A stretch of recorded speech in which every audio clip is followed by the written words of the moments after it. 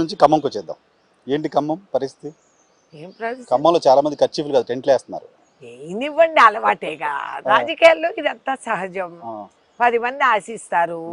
కాకపోతే ఈ పదవులు ఈ సీట్లు విలువలు తగ్గిపోయినాయి ఏమో అని అనేది నాకు అనిపిస్తుంది. ఓనామాలు రానోళ్ళు కూడా మేమే అని అంటారు. సీజనల్ కొంగల్గా కొంతమంది వచ్చి వాళ్తారు. ఒక ఎలక్షన్లో ఒక జెండా పట్టారు, ఇంకొక ఎలక్షన్లో ఇంకొక జెండా పట్టారు. సో ఇవన్నీ కొత్త ఏం కాదు, ఇవన్నీ చూసిన వాళ్ళు. కొత్త కాదు, కొత్త ఇప్పుడు బట్టి భార్యనా, పొంగులేటి తమ్ముడా, తుమ్మల కొడుక, రేణుకా చౌదరా, సోనియా గాంధీనా? ఏవండి ఒక మాట చెప్తున్నా, కాంగ్రెస్ పార్టీ గురించి మాట్లాడినప్పుడు సోనియా గాంధీ గారి పేరు మనం తీసుకున్నప్పుడు అదే కంఠంతో మా పేర్లు ఏవే పలికిరావు. If not Sonia then public demand ఎవరైతే వాళ్ళే. కాబట్టి అందరూ ఆశించడం తప్పు లేదు, ఆశిస్తారు, అది that is the way, that is democracy. So వాళ్ళు ఆశించడంలో తప్పు లేదు, చెయ్యాలి, మోస్ట్ వెల్కమ్. అందరికీ అవకాశం ఇచ్చి వాళ్ళు ఎదగలిగితే వీఆర్ వెరీ హ్యాపీ. ఇప్పుడు దేశంలో మాతో పాటు వాళ్ళు లేరు, కలిసి ప్రయాణం చేసిన వాళ్ళందరూ రాష్ట్ర ముఖ్యమంత్రులు, పదవులు అలంకరించి పెద్ద పెద్ద వాళ్ళు, కానీ పునాదులు వేసింది కాంగ్రెస్సే. కానీ ఖమ్మం జిల్లాలో నా కోరిక, నా వ్యక్తిగత కోరిక, సోనియా గాంధీ గారు తెలంగాణ ఇచ్చారు, అందరినీ ఎదురిచ్చి ఇచ్చారు, నష్టపోతామని తెలిసి ఇచ్చారు. ఆమె కేవలం రాజకీయం ఓటు బ్యాంక్ ఆలోచించలేదు, ఇచ్చారు. ఇచ్చిన తర్వాత మేమేం చేసాం? We failed. మేడం పరువు మాట నిలబెట్టుకోలేక we failed her and we failed Telangana, we failed ourselves. So అప్పటి నుంచి అన్న, ఇవాళ కొత్తగా నేను చెప్పేది కాదు, ఏదో సీటు కోసం కాకబట్టినట్టు కాదు. నేను అప్పుడు కూడా చెప్పాను, నేను కేవలం నా కార్యకర్తలందరికీ కూడా తెలుసు, only one reason I'm remaining in politics. ఈ తెలంగాణ రాష్ట్రం గెలిచి సోనియా గాంధీ గారు అరిచేతిలో పెడితే ఐఎమ్ ఫ్రీ, దాని తర్వాత నా ఇష్టం, నేను ఏమన్నా చేయగలను అని ఒక లక్ష్యం పైన నడిచాను. గెలిచినా ఓడినా నేను ఖమ్మం జిల్లాను వదలలేదు. పోయిన ఎన్నికల్లో 3 రోజుల ముందు లాస్ట్ డే ఆఫ్ నామినేషన్ అనగా ఇవాళ నన్ను రంగంలోకి దిగమన్నారు. అప్పుడు మా వారికి ఆరోగ్యం బాగాలేదు. మరి ఆడవాళ్ళకి ఈ చాయిసెస్ వస్తాయి కొన్నిసార్లు లైఫ్లో. మా వారి లైఫ్ కంటే నాకు రాజకీయాల్లో ఎక్స్ట్రా అని నేను అనుకోలేదు, నేను నా గురించి నేను ఆలోచించలేదు. కానీ అప్పుడు కూడా కార్యకర్తలు ముందుకు వచ్చి, లేదు మేడం మీరు రావాల్సిందే అని అన్నారు. పైసా ఇవ్వలేదండి, నేను గర్వపడుతున్నా. ఆ రోజు వ్యసనపడ్డా, అయ్యో నేను డబ్బులు ఇక్కడికి తేలేకపోతున్నాను, జిల్లాలోకి ఎంట్రీ లేదు, పోలీసులు నా కార్లు, మాతో పాటు ఉన్న ఆడవాళ్ళు రూమ్లన్నీ కూడా రైడ్లు చేశారు, నా వెహికల్, నేను కూర్చున్న వెహికల్ కూడా ఎన్నోసార్లు సెర్చ్ చేశారు, నానా ఇబ్బందులకి మేము గురయ్యాం. కాబట్టి నిర్మోహమాటంగా కార్యకర్తలు చెప్పారు, నేను డబ్బు తీసుకురాలేకపోతున్నా, మీరు ఎవరైనా ఇక్కడ ఇచ్చి నాకు హైదరాబాద్లో మీరు కలెక్ట్ చేసుకుని, ఇంటి ముందు ఐబీని పెట్టారు. ముఖ్యమంత్రి గారు, ఆ రోజు ముఖ్యమంత్రి గారు కేసీఆర్ గారు రాష్ట్రం అంతా వదిలేసి ఖమ్మానికి ఇన్ఛార్జ్ అని ఆయనే అన్నారు, ఇచ్చాడు, కూర్చున్నారు కాపలాలు. ఆయనకి రెండోసారి 36 కోట్లు ఒక వ్యక్తిని ఇచ్చి, ఒక టీవీ ఛానల్ ఆయన్ని ఇచ్చి అక్కడికి పంపించారు. సో 134 కోట్లు వాళ్ళు ఖర్చు పెట్టారు రేణుకా చౌదరిని ఓడించాలని, కాంగ్రెస్ పార్టీని ఓడించాలని. అయినా కానీ ఖర్చు లేకుండా నేను పైసా పెట్టకపోయినా 6 మంది ఎమ్మెల్యేస్ మాకు లేరు, అందరు దాటేశారు, టీఆర్ఎస్కి వెళ్ళిపోయారు. మాకు స్టార్ క్యాంపెయినర్ ఎవరిని మేము పిలవలేదు, రాహుల్ గాంధీ, ప్రియాంక గాంధీ ఎవరు రాలేదు మా ప్రచారానికి. మొన్నటి ఎలక్షన్లో ప్రియాంక వచ్చారు, టీఆర్ఎస్ నుంచి వచ్చిన వాళ్ళందరికి కూడా మద్దతు పలికి అందరూ వచ్చారు. నాకు రాలేదు, నేను అడగలేదు, వాళ్ళు రాలేదు. కేవలం కత్తుల్లాంటి వాళ్ళు, మన కర్ణుడుకున్న కవచకుండలాలుగా నా కార్యకర్తలు, కాంగ్రెస్ అభిమానులు, ఎంప్లాయీస్ అందరూ కూడా ఓటేశారు. నాకు 4.5 లక్షల ఓట్లు పడ్డాయి అంటే మామూలు మాట కాదు. పైసా ఇవ్వకుండా, ఎమ్మెల్యే లేకుండా, మా పీసీసీలు కానీ మా ఇన్ఛార్జీలు కానీ ఎవరు రాకుండా, ఏం చేయకుండా స్వచ్ఛందంగా కాంగ్రెస్ అభిమానులు, కాంగ్రెస్ పార్టీ వస్తే సమాజం బాగుపడుతుంది అని నమ్మిన వాళ్ళు, కార్యకర్తలు ఖమ్మం జిల్లా కాంగ్రెస్ జిల్లా అని ఇచ్చే నినాదాన్ని కాపాడుకోవడానికి ఓట్లేసి నైతిక గెలుపు నాదే. సో ఈసారి డబ్బులు తీసుకోవడానికి ఇబ్బంది ఉండదేమో, 130 కోట్ల పైన తీసుకెళ్ళాలి. మాకు అలవాటు లేదు, అక్కర్లేదు అండి. ఈసారి అసలే ఖర్చు ఎందుకు పెట్టిన ఎందుకు పోయినసారి తీసుకోవడానికి కేసీఆర్ అడ్డుపడ్డాడు. అవును ఇప్పుడు ఇప్పుడు ఈ అడ్డంకులు ఇప్పుడు ఏం లేవు కదా. అవసరం లేదండి, ప్రజలకు తెలిసిపోయింది. ఎందుకు? టీఆర్ఎస్ పేడా పోయింది, దరిద్రం వదిలి దాన్ని సంబరాలు చేసుకుంటున్నారు. ఉమ్, నిన్న మొన్న జిల్లాలో ఉన్నప్పుడు కూడా అనామకులు వచ్చి కౌగిలించుకొని పూలదండలు వేసి మళ్ళీ మిమ్మల్ని మా ఎంపీగా మేము పూలదండలు వేయాలని చెప్పి వాళ్ళ ఇతర పార్టీ వాళ్ళు కూడా వచ్చి ఆహ్వానిస్తున్నారు. ఉమ్. ఇప్పుడు కూడా జనాభా వరుసగా అవును వస్తున్నారు, చూస్తున్నాను, మీ ఇంట్లో ఇప్పటికే రష్ ఉంది. కంటిన్యూస్లీ జనం వస్తున్నారు. మేడం ఏంటి మాకు ఈ కన్ఫ్యూజన్ వద్దు, మీరు చెప్పండి, మీరే కదా మాకు ఎంపీ అని చెప్పి అది పబ్లిక్ డిమాండ్. కాబట్టి నాకు సీటు నేను అడగటం లేదు, సోనియా గాంధీ గారు రావాలని నాకు కోరిక. సోనియా గాంధీ గారు వస్తే ఆబ్వియస్లీ మీలాంటి వాళ్ళు చాలా రోజుల నుంచి డెకేడ్ నుంచి నేను మీరు ఎప్పటి నుంచో అడుగుతున్నారు. చెప్తున్నాను ఈ మాట. అడుగుతున్నారు. మేడం రావాలి, ఎందుకంటే తెలంగాణ ఇచ్చింది వారు. అండ్ గతంలో కూడా ఇతర జిల్లాల్లో 2 ఎలక్షన్స్ లో అందరూ ఓడిపోయారు. నల్గొండ గెల్గొండ అంతా ఓడిపోయారు, మేము గెలిచాం. మేము అప్పుడు కూడా 6-9 సీట్లు ఇచ్చిన రోజులు ఉన్నాయి, ఇప్పుడు కూడా ఇచ్చాం. కాబట్టి న్యాయంగా సోనియా గాంధీ గారు ఖమ్మం జిల్లాకి రావాలి. ట్రైబల్ ఏరియా, ఆంధ్రాకి బార్డర్, ఇటు ఛత్తీస్గఢ్కి బార్డర్, ఈ రాష్ట్రానికి ఈశాన్య మూల, అన్ని విధాలుగా మంచి శగునాలు ఉన్న నియోజకవర్గం. మేడం రావాలి, నేను వేసుకున్న మొండి అది, ఇంకా వారి ఇష్టం. I want her to come. Madam వస్తే కంప్లీట్ సౌత్ అన్ని చోట్ల ఇంపాక్ట్ వచ్చేస్తుంది. మీరు చూడండి. సీజనల్ కొంగలతో ఏమైనా ఇబ్బంది ఉందా మీకు? నాకెందుకు, సీజనల్ కొంగలు బాగా మీ జిల్లాలోనే ఉన్నాయి కదా. మా జిల్లా బయట వాళ్ళు కూడా వచ్చి వాళ్ళతుంటే డిపాజిట్లు పోయిన వాళ్ళు అందరూ ఇక్కడే పోటీ చేస్తామని అంటుంటే ఇంకేం చెప్పను. వాళ్ళ ఇంట్లో వాళ్ళ ఊర్లో డిపాజిట్ పోయిన వాళ్ళు కూడా ఖమ్మం పైన ఆశ ఉంది. ఖమ్మం కేక్ వాక్ లాగా ఉంటుంది అనే దాంట్లో ఉన్నారు. సహజం ఉంది, వాస్తవం, ఇట్స్ కేక్ వాక్. కాబట్టి అందరు కోరతారు, దాంట్లో తప్పేం లేదు. లెద్దం కమ్, మాకు మేము నవ్వుకుంటాం అంతే. ఖమ్మం జిల్లాలో దశాబ్దాలుగా కనపడుతున్న ఫ్యామిలీస్, దశాబ్దాలుగా కాంగ్రెస్ అనగానే మాకు గుర్తొచ్చేది రేణుకా చౌదరి గారు, సంబంధ్ చంద్రశేఖర్ గారు, జలగం వెంకటరావు ఫాదర్ వెంగళరావు గారు, ఇంకా ఈ ఫ్యామిలీ సిద్ధారెడ్డి గారు, 4-5 ఫ్యామిలీస్ గుర్తున్నాయి. కానీ ఇప్పుడు మాత్రం ఖమ్మంలో కాంగ్రెస్ అనగానే కొత్త ఫేసెస్ కనపడుతున్నాయి. బట్టి గారు ఎలాగ ఉన్నారు అనుకున్నారు ముందు నుంచి. ఏమండి, కొత్త మార్పు అనేది సహజం కదా రాజకీయాల్లో, కంటిన్యూస్ ప్రాసెస్. కాబట్టి కంపల్సరీగా కొత్త ఫేసెస్, కొత్త బ్లడ్ రావటం తప్పదు, అదే తప్పదు. మంచి వాళ్ళు వస్తే పార్టీకి భవిష్యత్తు మంచి అంత పుంజుకుంటారు. యూత్కి అందరికీ ఇప్పుడు యంగ్ పీపుల్ పెరుగుతున్నారు, వాళ్ళకి అవకాశం ఇవ్వటంలో తప్పు లేదని నేను అనుకుంటాను. కానీ కేవలం ఆర్థిక శక్తి ఉన్న వాళ్ళకే అని అనుకోవటం అది శోచనీయం. ఎందుకంటే రాజ్యాంగంలో ఏలుముద్దర వాడికి కూడా అవకాశం కలిగించాం. ఇవాల్టికి పార్లమెంట్లో సంతకము స్ట్రోక్ ఏలుముద్దర అని ఉంటుంది. అది చాలామంది అర్థం చేసుకోకుండా హేళన చేస్తారు. వై డూ యూ నీడ్ అని. చదువు లేని వాడికి విజన్ లేదనుకోవటం మన పిచ్చి, చదువుకున్న వాళ్ళ భ్రమాది. సో అక్కడ ఏమైనా వీక్ గా ఉన్నారా రేణుకా చౌదరి గారు ఫైనాన్షియల్ ఇష్యూస్ లో? ఏమండి, నేను ఎవరి దగ్గర చేయి సాపి సంపాదించుకోలేదు, అది మీకు తెలుసు. గ్రానైట్ లాంటి సంస్థలకి 2-3 సార్లు నేను పెట్టిన భిక్షం. ఇక్కడే కాదు, రాజస్థాను, కర్ణాటక అందరూ కూడా వాళ్ళు ఆ రోజుల్లోనే కోట్లు తీసుకొచ్చి నాకు ఇస్తానంటే నా విధానం అది కాదు అని చెప్పి నేను తీసుకోలేదు. గర్వపడ్డాను, నిజాయితీగా బతుకుతామని చెప్పి మా ఫాదర్ నేర్పించిన విధానంలో నాకు కూడా ఉండింది.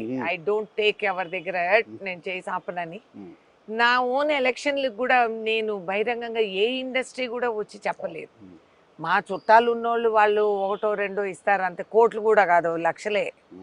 కోట్లు ఇచ్చిన నాదుడు ఎవడూ లేడు నాకు. కోట్లు లేకపోతే ఎలక్షన్ కష్టం కదా ఇప్పుడు అని అనుకున్నాను. పోయినసారి కూడా అనుకున్నాను, 4.5 లక్షల ఓట్లు వచ్చాయి. ఈసారి ఎదురు వాళ్ళే చెప్తున్నారు, మేడం మేము వచ్చి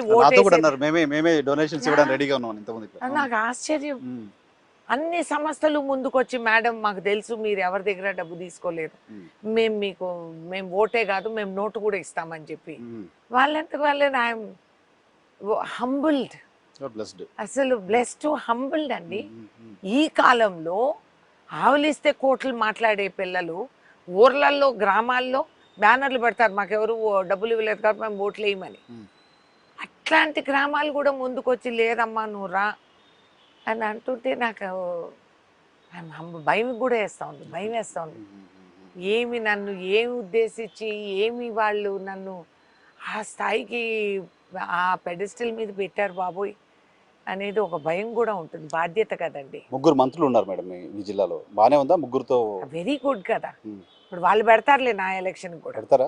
ఎందుకు పెట్టరు? వాళ్ళు మీకు ఎలక్షన్ డబ్బులు పెడతారా లేదు, కానీ ఎలక్షన్ కి ఎవరికి వాళ్ళు క్యాండిడేట్ రెడీ చేసి పెట్టుకున్నారు. చేసుకో అది వాళ్ళు ఇంతవరకు న్యాయంగా ఉమ్. వాళ్ళు స్వచ్ఛందంగా నోరిప్పి మాకు ఇది కావాలని అనలేదు, నాతో కూడా అనలేదు.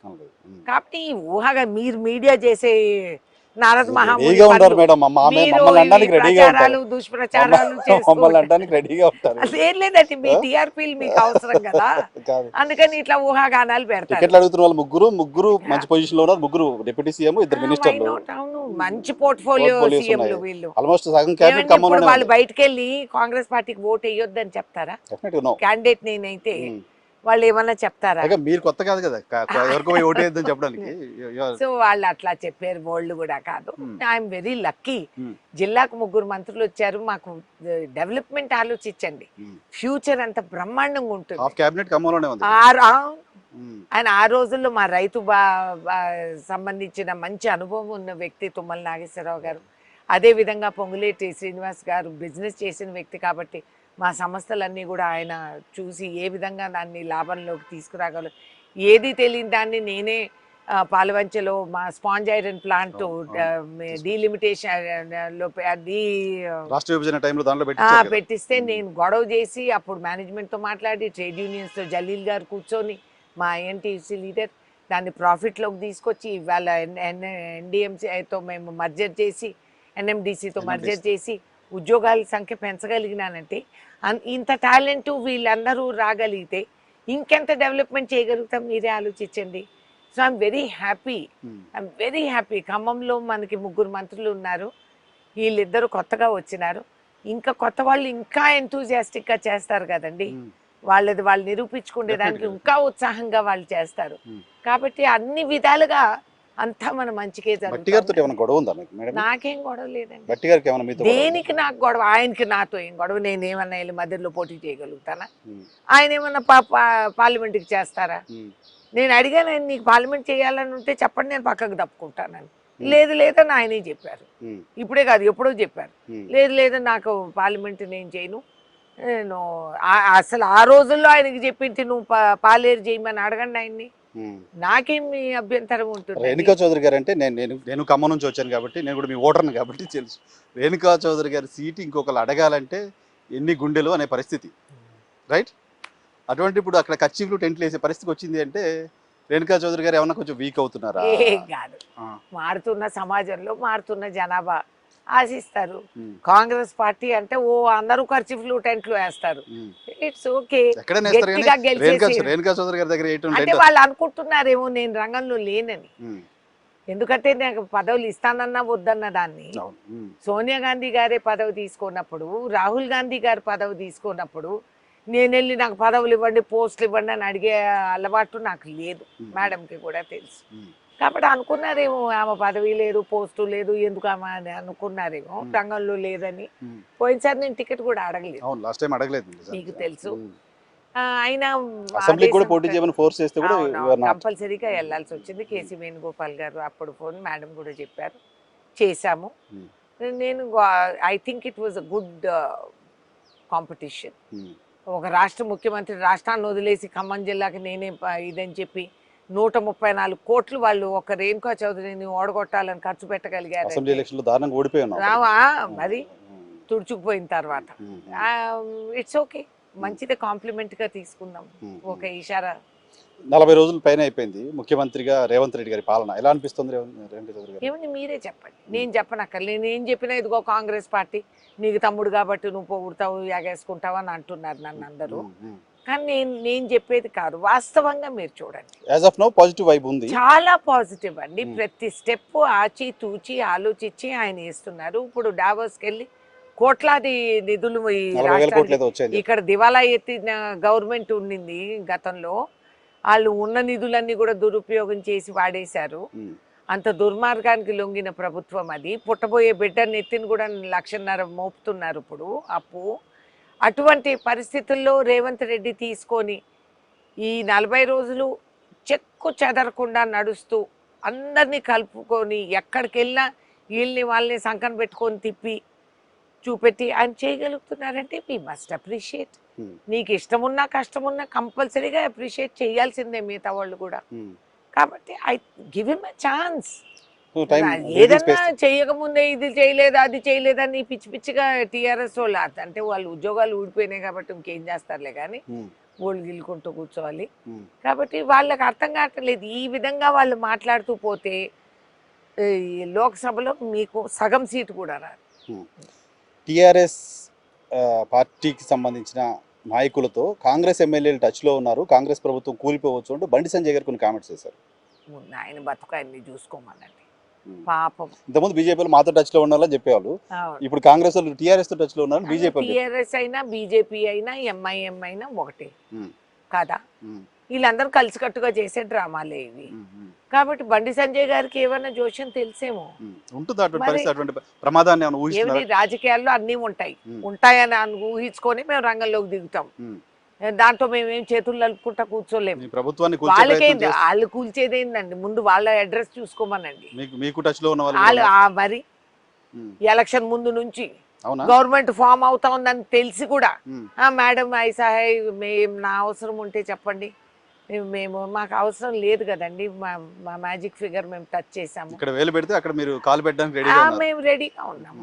ఈ భూకంపం మీకు కూడా చుట్టుకుంటుంది కాబట్టి ఈ పిచ్చి వేషాలు వేయొద్దండి, మీ మీద సింపతి రాదు. So it's a fight now.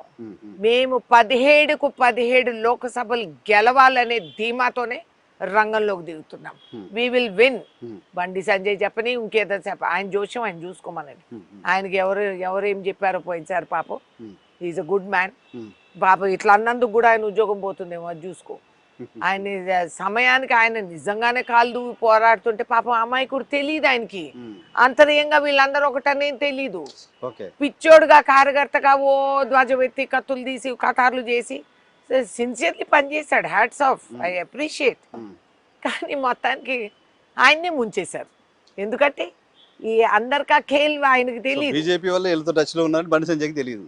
తెలీదు. వీళ్ళంతా ఒకటే అనేది పాపం ఆయనకి తెలియదు. సో ఎక్కువ అయ్యేటప్పటికి వాళ్ళు ఇంకా దిగమింగలేక మళ్ళీ కిషన్ రెడ్డిని తెప్పించుకున్నారు. కిషన్ రెడ్డి గారు ఎవరు ఏజెంట్ అనేది అందరికీ తెలుసు. సో మా దగ్గర కోవట్లు, మా దగ్గర మా సంగతి వదిలేయండి, అక్కడెవరు ఉన్నారు అది తెలుసుకో. టీఆర్ఎస్ కోవట్టే. అది ఆయన తీసుకొచ్చింది ఎందుకండి, సీఎంకి అనుకూలంగా ఉండేదని.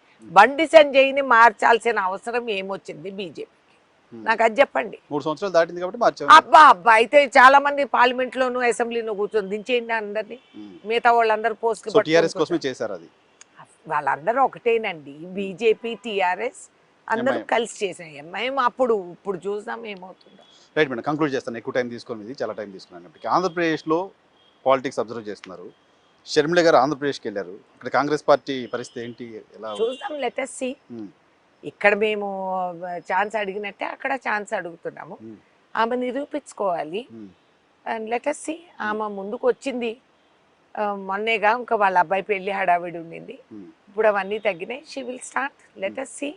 గమనిస్తాం. ఆంధ్రప్రదేశ్లో పోటీ చేస్తాను సవాల్ చేశారు మీరు గతంలో వైఎస్ఆర్ కాంగ్రెస్ పార్టీకి. గుడివాడలో పోటీ చేస్తాను, ఇక్కడ పోటీ చేస్తాను అని ఏమైనా ఆలోచన ఉందా? అట్లా అవసరం వస్తే వెళ్దాము. నేను 2 సీట్ల నుంచి చేయొచ్చు, ఎందుకు చేయకూడదు? ఏపీ తెలంగాణ సో ఎక్కడైనా సరే I don't need visa of mister Jagan Reddy. I can get anywhere. మీరు పాన్ ఇండియా. పాన్ ఇండియా ఎక్కడి నుంచైనా నేను హర్యానా నుంచి చేసి గెలవచ్చు. I can win anywhere. Delhi నుంచి చేయొచ్చు, Delhi proper also I will win. కాబట్టి ఏం పర్వాలేదు. బట్ మీకు మా ఖమ్మం ఆడబిడ్డే కాబట్టి ఖమ్మం నుంచి పోటీ చేయాలని లేదు. ఖమ్మంలో నేను పోటీ చేయాలని నేనేం అడగటం లేదు. కాకపోతే ఖమ్మంలో ఎన్నో స్కీమ్స్ కి వాటికి పునాదులు వేసి బ్రహ్మాండంగా ఒక స్థాయికి ఎదిగి అక్కడ ఆగిపోయినాయి, స్తంభించినాయి. గవర్నమెంట్ మారుతానే దుర్మార్గులు అసలు అవన్నీ కంప్లీట్ చేయలేదు. కనీసం అవి కంప్లీట్ చేస్తే జిల్లా డెవలప్మెంట్ పూర్తి అయిపోతుంది. ఎయిర్పోర్ట్ వచ్చేస్తుంది. నేను ఎయిర్పోర్ట్ సర్వే కూడా చేపించాను. ఆర్గానిక్ ఫార్మింగ్ అనేది పునుకుల గ్రామంలో మొదలెట్టి ఇచ్చాను. నాన్ పెస్టిసైడ్ ఫార్మింగ్ కాటన్ కి మనం పెట్టుకోవటం. ఇవాళ ఇంటర్నేషనల్ మార్కెట్ లో నాన్ పెస్టిసైడ్ కాటన్ కి పిచ్చి విపరీతం రేటు. అదే విధంగా నేను ఇరేడియేషన్ సెంటర్ అని ఒకటి ఏర్పాటు చేసింది. 8 కోట్లు డైరెక్ట్ గ్రాంట్ కేంద్రం నుంచి నేను తెప్పించింది. అది సద్వినియోగం చేసుకోలేకపోయారు. ఇవాళ ఇరేడియేషన్ ప్లాంట్ వస్తే యావత్ ఖమ్మం జిల్లానే కాకుండా పక్క జిల్లాల రైతులకు కూడా చాలా బెనిఫిట్ వస్తుంది. వేస్టేజ్ తగ్గిపోతుంది. అసలు FCI గోడౌన్స్లో దాంట్లో దే షుడ్ హ్యావ్ ఇదేస్తే ఆ సూక్ష్మ క్రిములన్నీ పోయి పురుగు పట్టి పొడిలాగా తయారైపోతుంది ప్యాడీ అంతా. అట్లా లేకుండా షెల్ఫ్ లైఫ్ పెరిగి మళ్ళీ రీజనరేషన్కి సీడ్ ఉపయోగపడి అసలు అద్భుతమైన డెవలప్మెంట్ విదేశీయులందరూ వాడుకుంటూ ఉంటే మనం సింగపూర్ చేస్తాము, హాంకాంగ్ చేస్తామని చెప్పిన ముఖ్యమంత్రి, రాష్ట్ర కేంద్ర మంత్రులు, ప్రధానమంత్రులు ఈ టెక్నాలజీస్ ఎందుకు why they have not put into place? అసలు న్యాయంగా వాళ్ళ కామన్ సెన్స్ ఉండి సిన్సియర్గా చేయదలుచుకుంటే irradiation should become a way of life. నువ్వు ఇర్రేడియేటెడ్ మ్యాంగో అని చెప్పినావంటే నీకు ఇంటర్నేషనల్ మార్కెట్స్ తెరుచుకుంటాయి. లేకపోతే మన దగ్గర పండించే హిమాయత్ ఒక్కొక్క పండు ఆల్మోస్ట్ కిలో అంత వెయిట్ ఉంటుంది, కిలోకి 2 తోస్తాయి. అటువంటి మామిడి పళ్ళు మన దగ్గర ఉండే అద్భుతమైన అల్ఫాన్సోకి ఇంటర్నేషనల్ రికగ్నిషన్. ఇక్కడ మన బేనిషాను, మన హిమాయత్, మల్గూబాలు, అసలు మల్గూబా పండించడం కూడా మానేశారు. మామిడి తోటలు కొట్టేసి ఇప్పుడు ఆయిల్ పామ్లు వేస్తున్నారు. మరి why we are not taking such new technologies? Of course they should. నిజంగా రైతుకు మద్దతు అంటే ఇంకా నాగలు పెట్టి దున్నేది కాదు సార్, దీంట్లో చాలా టెక్నాలజీస్ వచ్చాయి, అవి ఇవ్వండి మాకు. ఆంధ్రప్రదేశ్ రాజకీయాల సమయం 2 minutes మాట్లాడి క్లోజ్ చేస్తాం. ఆంధ్రప్రదేశ్లో ఇప్పుడున్న పరిస్థితిలో మీ అబ్జర్వేషన్ ఏంటి? ఏమండి, రాష్ట్రాన్ని సర్వనాశనం చేసేసాడు. ఫస్ట్ టైం చిన్న స్థాయిలో ఉన్న వాళ్ళు కూడా అకౌంట్లో 3,000 పడేవాడు కూడా నాకు అక్కర్లేదనే పరిస్థితికి వచ్చింది. ఆడవాళ్ళు ఎవరికేస్తారో నాకు తెలవదు కానీ ఈయనకైతే వేయరు. నేను ఏ విధంగా నా జిల్లాలో జోషి చెప్పాను, పువ్వాడ అజయ్ ఓడిపోతాడు అని ఇప్పుడు కాదు, సంవత్సరం నుంచి అక్కడికి వచ్చి ఒంటికాల మీద లేసి ఏలెత్తి పొడిసిందాన్ని నేను ఒక్కదాన్ని చెప్పాను. వీళ్ళందరూ జాయిన్ అవ్వక ముందు చెప్పా, వీడు ఓడిపోతాడు చూస్తూ ఉండండి అని నేను జోషి చెప్తూ వచ్చాను. కంటిన్యూస్ ఆయనకు వ్యతిరేకించాను, కాంప్రమైజ్ ఎక్కడా అవ్వలేదు కాబట్టి పోయాడు. ఇదే విధంగా నేను చెప్తున్నాను, జగన్ విల్ గో. సో అక్కడ తెలుగుదేశం పార్టీ, కాంగ్రెస్ పార్టీ కలిసి పనిచేసే వాతావరణం ఏమైనా ఎక్స్పెక్ట్ చేయొచ్చా? ఇండియా కూటమిలోకి అడ్జస్ట్మెంట్ లో వాళ్ళు అలవాటు అయితే మంచిది. లేదు మేము బీజేపీతో పోతామంటే దాని డేంజర్ ఆయన అర్థం చేసుకోవాలి. చంద్రబాబు నాయుడు గారు ఆయనకు రాజకీయాలు తెలిసిన వ్యక్తే కాబట్టి లెట్ us see అది ఎట్లా డెవలప్మెంట్ అవుతుంది నేను చెప్పలేను ఇప్పుడు. It's premature, let us watch. Conclude చేస్తూ, ఓ సామాజిక వర్గం పైన మొత్తం ప్రభుత్వం దాడి చేస్తుంది లాంటి ఒక ఇంప్రెషన్ ఆంధ్రప్రదేశ్లో కనిపిస్తోంది. ఇంప్రెషన్ ఏంటండి, ఫ్యాక్టే కదా. ఆయన కమ్మా ద్వేషి, మహా కమ్మా ద్వేషి. ఆయన అన్నిటికీ వాళ్ళని కమ్మోళ్ళనే వాడుకుంటాడు, మళ్ళీ వాళ్ళతోనే మిగతా కమ్మాస్ని తిట్టిస్తారు. ఈ సామాజిక వర్గం ఆర్ నాట్ ఫ్యూడల్. ఇదే Kammas are the only ones who intermarry. ఇక్కడ మనకి ఇప్పుడు సంపత్ కుమార్ గారు అమ్మ కోడలు కమ్మ, మన ఎమ్మెల్యే, మాజీ ఎమ్మెల్యే, మరి షర్మిల కోడలు కమ్మని. సో ఆ విధంగా కమ్మాస్ ఎప్పుడు ఇంటిగ్రేషనిస్ట్. వీళ్ళు ప్రోగ్రెసివ్గా ఉండి డెవలప్మెంట్ చేసుకుంటూ సమాజాన్ని మోపుతూ అగ్రికల్చర్, ఎడ్యుకేషన్, ఇండస్ట్రీ అన్నిట్లో వాళ్ళు దాంట్లో విలీనమైపోయి ఉంటారు. రాజకీయాలు చాలా తక్కువ. టికెట్ ఇచ్చిన వాళ్ళకి వాళ్ళు గెలిచి చూపించారు. గతంలో టీఆర్ఎస్ కంఫర్టబుల్గా చూసుకుంది కమ్మాస్ని, 6 seats ఇస్తే 5 గెలిచాం. కాబట్టి ఇప్పుడు మనం నెగ్లెక్ట్ అవుతున్నామేమో అనే ఒక ఫీలింగ్ కమ్మాస్లోకి వచ్చింది. ఆ జ్యోతి అట్లా వెలుగుతూ ఉంది.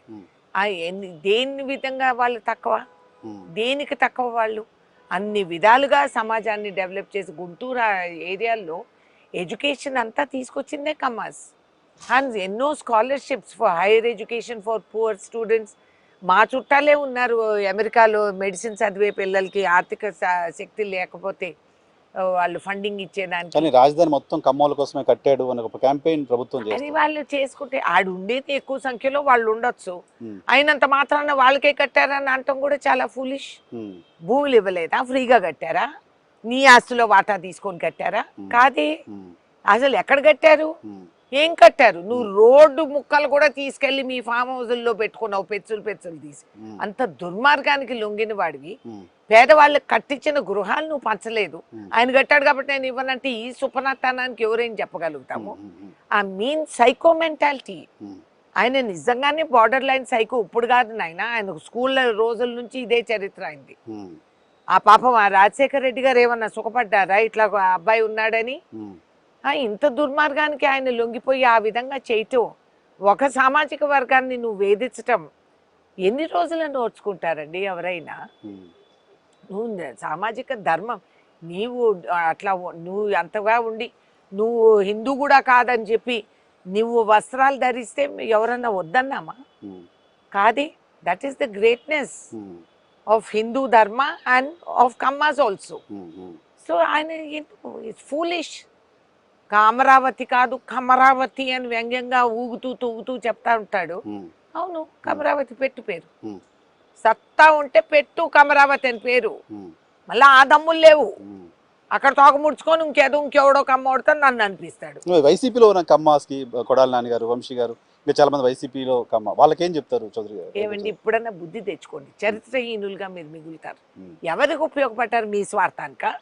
మీ బిజినెస్ 4 రూపాయలు నీ చేతిలో పడినంత మాత్రాన అధికార దాహంతో నువ్వు నీ ఇదే మర్చిపోయి పుట్టుపోరతాలే మర్చిపోయి ఆ విధంగా నువ్వు లొంగిపోతే నిన్ను ఈ కులమే కాదు ఎవ్వడు కూడా క్షమించరు.